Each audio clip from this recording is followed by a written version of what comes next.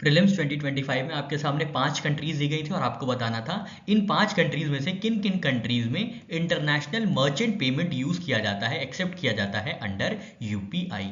कौन कौन सी 5 कंट्रीज थी? पहली कंट्री थी यूनाइटेड अरब अमीराट्स, सेकंड कंट्री थी फ्रांस, थर्ड थी जर्मनी, फोर्थ थी सिंगापुर और फिफ्थ थी बांग्लादेश। अब आपको बताना था इन 5 कंट्रीज में से किन कंट्रीज में इंटरनेशनल मर्चेंट पेमेंट को एक्सेप्ट किया जाता है यूजिंग यूपीआई। तो इसका सही आंसर है ऑप्शन बी, ओनली 3।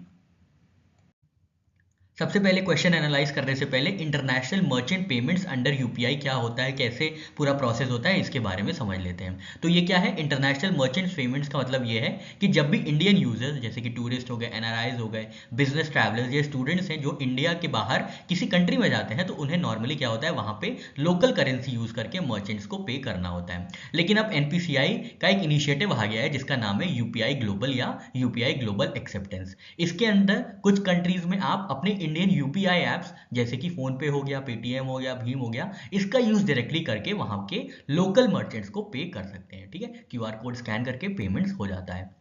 जो पेमेंट होगी वो क्रॉस बॉर्डर मोड में होगी, मतलब आपके अकाउंट से पैसा आईएनआर में डिडक्ट होगा और मर्चेंट को उनकी लोकल करेंसी में क्रेडिट हो जाएगा। तो ये पूरा एक प्रोसेस होता है इंटरनेशनल मर्चेंट पेमेंट का यूपीआई के अंदर। एग्जाम्पल के तौर पे अगर देखें तो अगर आप दुबई गए हैं, दुबई में शॉपिंग कर रहे हैं, तो मर्चेंट के पास अगर यूपीआई ग्लोबल एनेबल्ड क्यूआर है तो आप उसको स्कैन करके आप जीपे फोन से या पेटीएम से स्कैन करके डायरेक्टली आईएनआर में पेमेंट कर सकते हैं और उन मर्चेंट को यूएई के दिरहम में करेंसी क्रेडिट हो जाएगी और आपके बैंक से आईएनआर में पैसे डिडक्ट हो जाएंगे। तो ये पूरा प्रोसेस रहता है इंटरनेशनल मर्चेंट पेमेंट्स का under UPI.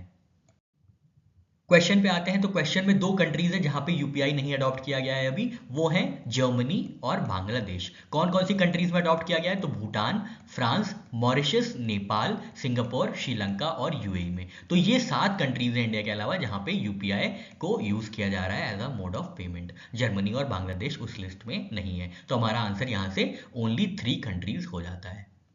Exact list of countries की बात करें तो सबसे पहले है भूटान, जो कि फर्स्ट अडॉप्टर रहा है यूपीआई क्यूआर एक्सेप्टेंस का। ठीक है, क्यूआर के थ्रू भूटान जो है पहली कंट्री बनी है टू एक्सेप्ट यूपीआई पेमेंट्स। फिर आते हैं नेपाल पे, जहां पे एनपीसीआई ने टाई अप किया है गेटवे पेमेंट सर्विस के साथ। यूएई में माशरीक बैंक है जिसके साथ नियो पे टर्मिनल्स जो है वहां पे यूपीआई में यूज किए जाते हैं। सिंगापुर में लिंक किया गया है पे नाउ से। फ्रांस में लायरा नेटवर्क का यूज किया जाता है यूपीआई के पेमेंट के लिए। श्रीलंका में लंका पे टाई अप किया गया है और मॉरिशस में बैंक ऑफ मॉरिशस से टाई अप किया गया है यूपीआई पेमेंट के लिए।